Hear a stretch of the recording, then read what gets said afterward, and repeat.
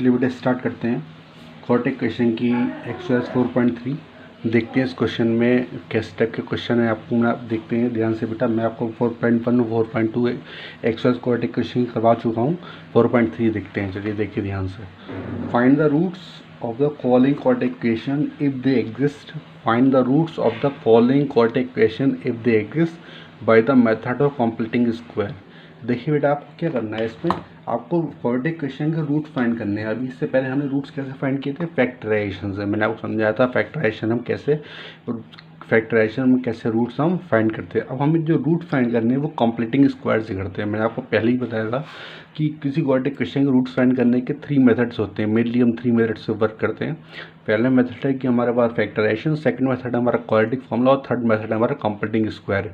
इस एक्सरसाइज में हम कंप्लीटिंग स्क्वायर और क्वाड्रेटिक फॉर्मूला या फिर बोलते हैं श्रीधराचार्य लॉ, उसको समझते हैं।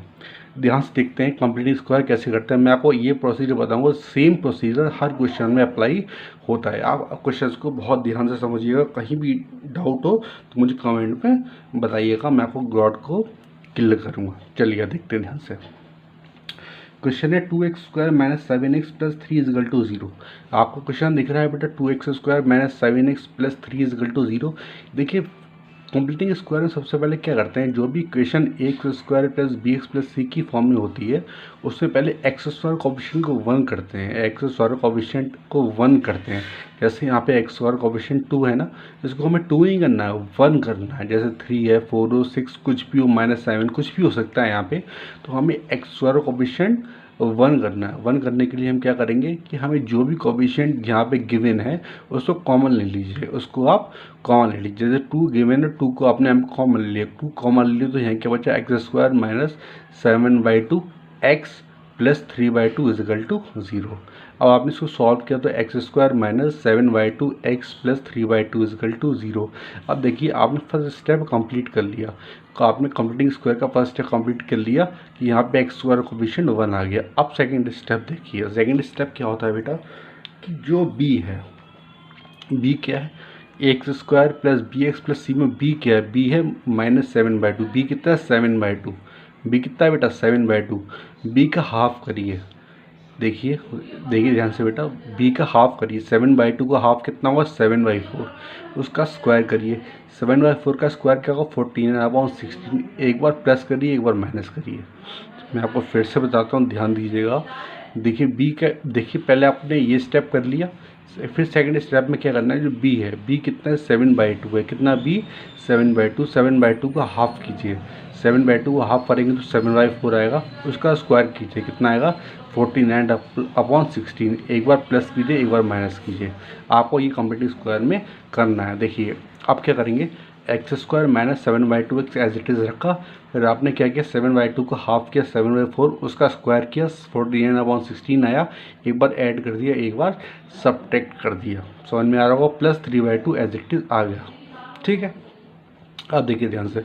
अब देखिए ये x² - 7/2 x + 14/16, ये जो 3 टर्म्स हैं ये कुछ कह रहे हैं, ये हमसे कह रहे हैं कि ये x, इसको आप ध्यान से देखेंगे तो ये x - 7/4 का होल स्क्वायर है। इसको देखिए हमेशा 3 ये टर्म होंगे, कुछ ना कुछ किसी के होल स्क्वायर बनेंगे ही बनेंगे। तो आपको देखना है बहुत ध्यान से, ये x² + b² a² + b² - 2ab, ये b² है ना, तो 7/4 का होल स्क्वायर है, तो x - 7/4 का होल स्क्वायर = अब जो बचा है यहाँ पे -14/16, इसको राइट हैंड पे ले आइए, प्लस 3/2 इसको हम राइट हैंड में ले आइए। देखिए हम ले आए, हमने यहाँ लिखा x - 7/4 का होल स्क्वायर = 49/16 - 3/2। अब 49/16 - 3/2 को हमने सॉल्व किया। यहाँ पे x - 7/4 का होल स्क्वायर = 16 हमने एलसीएम लिया तो 49 माइनस कितना हो गया, 24 हो गया। आप देखिए अगर सॉल्व किया 25/16 हो गया। x - 7/4 का होल स्क्वायर = 25/16। अब ये स्क्वायर है ना, अब ये स्क्वायर है, इसको स्क्वायर हटाएंगे तो यहाँ पर अंडर रूट आ जाएगा। ठीक है, तो यहाँ लगेंगे x - 7/4। जब भी याद रखिएगा ध्यान से, हम क्वाड्रेटिक इक्वेशन पढ़ रहे हैं, यहाँ पे स्क्वायर, यहाँ स्क्वायर हटाएंगे तो यहाँ पर अंडर रूट आ जाएगा। तो लिखेंगे प्लस माइनस का, लिखेंगे बेटा plus minus root 25/16 plus minus का मतलब एक वैल्यू प्लस की होगी, एक वैल्यू माइनस की होगी। ऐसा क्यों होता है? ऐसा इसलिए होता है क्योंकि क्वाड्रेटिक इक्वेशन में मैक्सिमम पावर 2 होती है। एक क्वाड्रेटिक इक्वेशन में मैक्सिमम पावर 2 होती है। जितनी पावर होती है उतने ही रूट्स होते हैं। 2 पावर है तो 2 रूट्स, 3 पावर होती है तो 3 रूट्स होते हैं। क्यूबिक इक्वेशन में लीनियर होता है तो 1 रूट होता है। समझ में आ गया आपको बात? ठीक है। x - 4 is equal to plus minus root 25/16। अब देखिए x - 7/4 is equal to plus minus root 25 कितना होगा 5, 16 कितना होगा 4। इतनी बात आपको समझ में। अब देखिए आपको क्या करना है, x - 7/4 ये प्लस माइनस में एक बार प्लस लीजिए, एक बार माइनस लीजिए। तो आप लिखेंगे x - 7/4 इजकल टू प्लस 5/4। देखिए आप ध्यान दिए,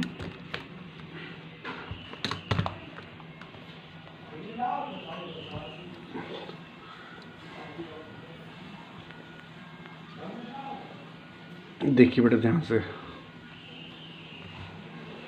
आप यहाँ देखिए ध्यान से, देखिए आप ध्यान से क्वेश्चन आपको विजिबल अच्छी तरह हो रहा होगा।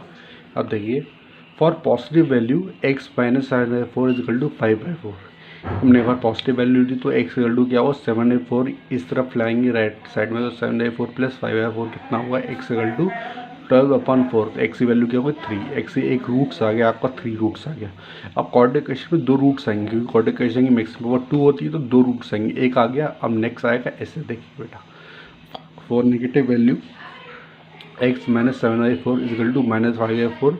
-7/4 को यहाँ पे लाएंगे तो -5/4 प्लस 7/4।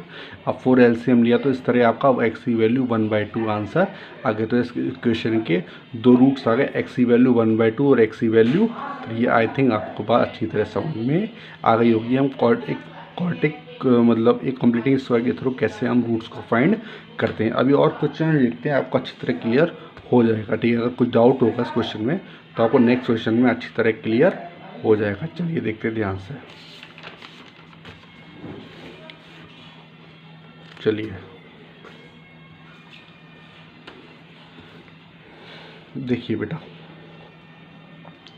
यहाँ पे 2x² plus x - 4 is equal to 0।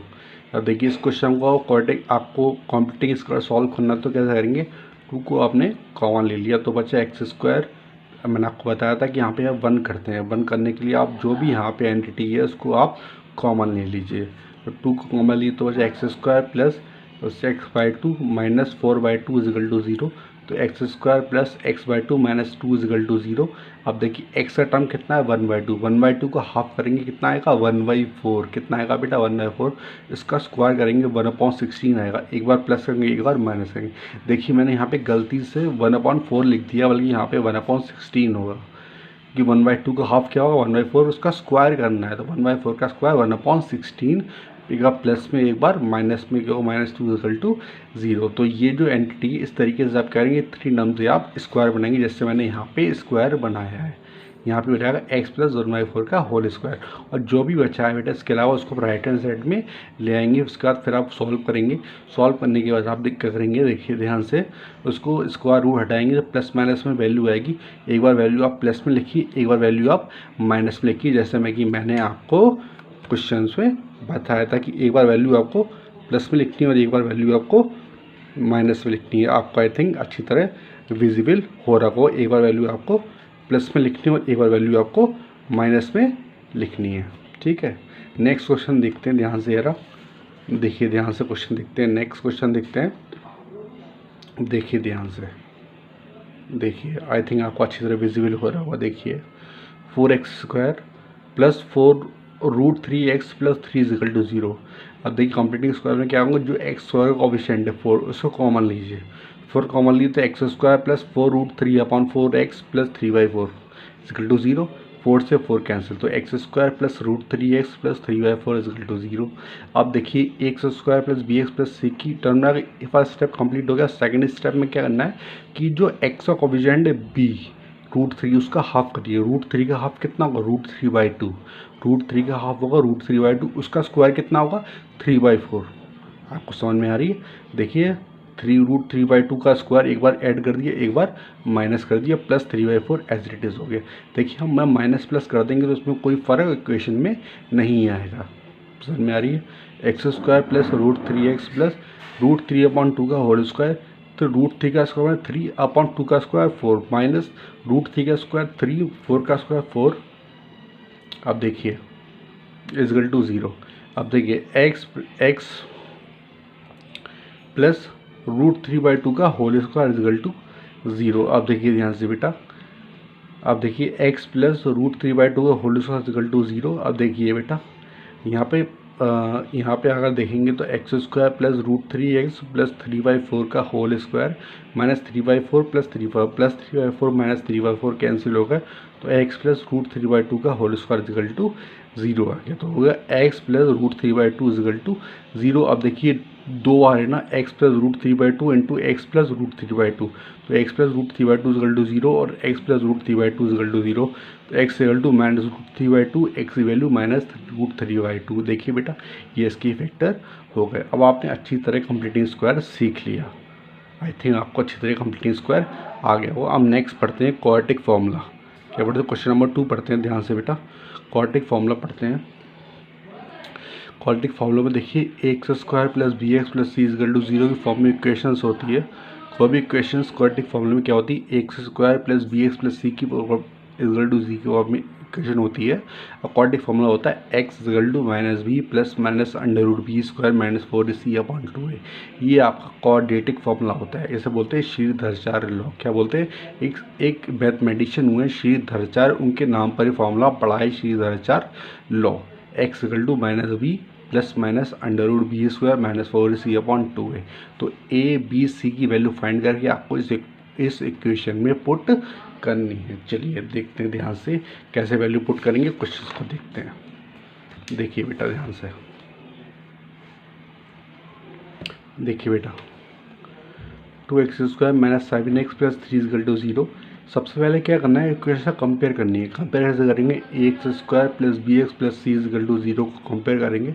तो कंपेयर करेंगे तो x square plus b x plus c को कंपेयर करेंगे तो ए की वैल्यू कितनी होगी 2, बी की वैल्यू कितनी होगी -7। देखिए साइन के साथ लिखना है आपको, साइन के साथ ए की वैल्यू +2, बी की वैल्यू -7, सी की वैल्यू +3।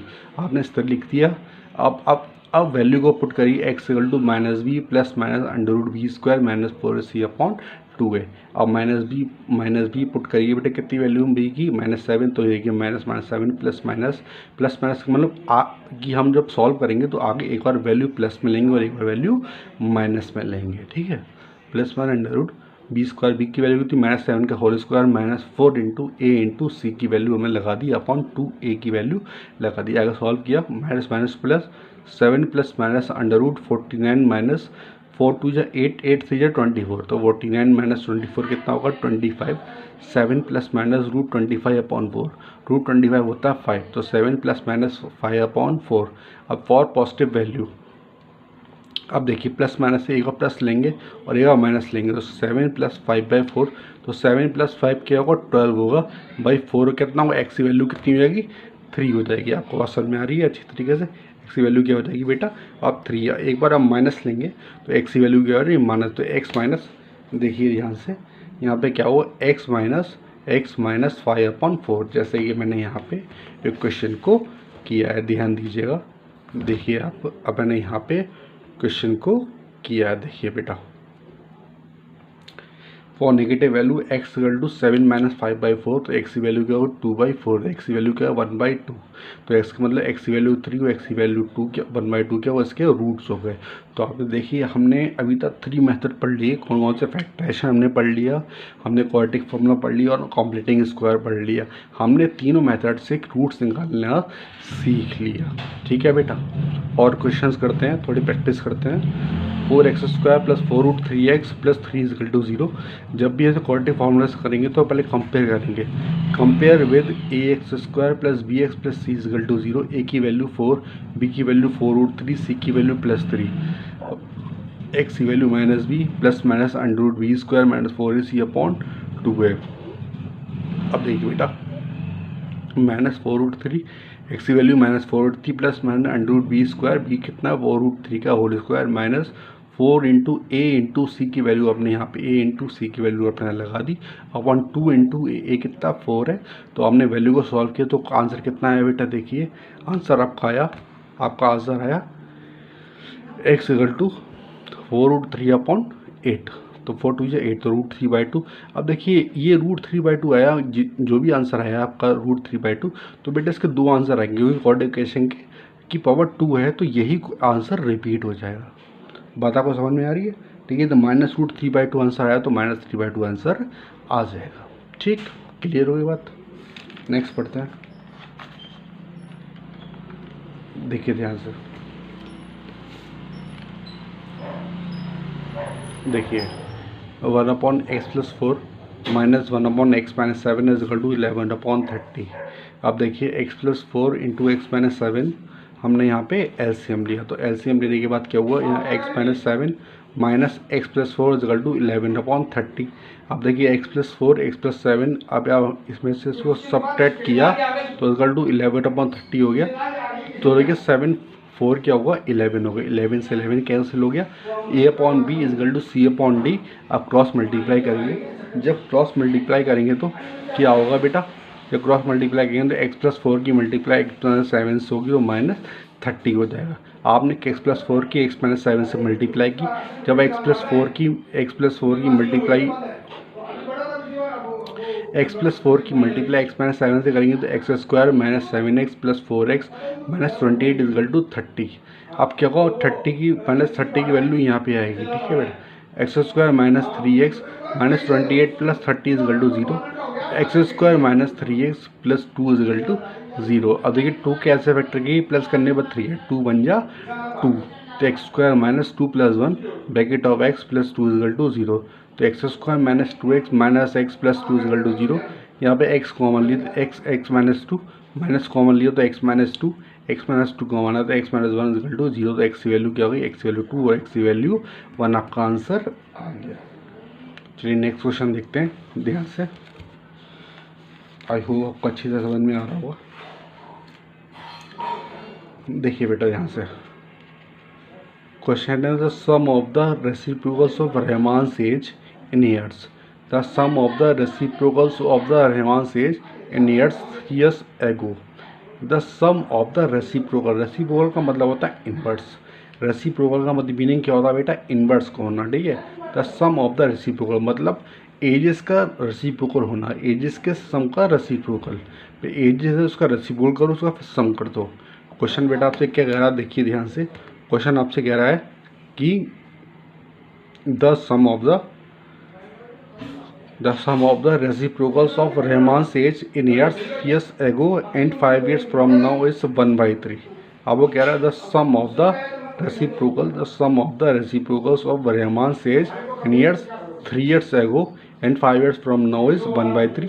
इसका मतलब क्या है कि आपको सम करना है, तो आपको फाइंड प्रेजेंट, मान लिया रहमान की परसेंटेज x ईयर्स है, मान लिया रहमान की परसेंटेज x ईयर्स है।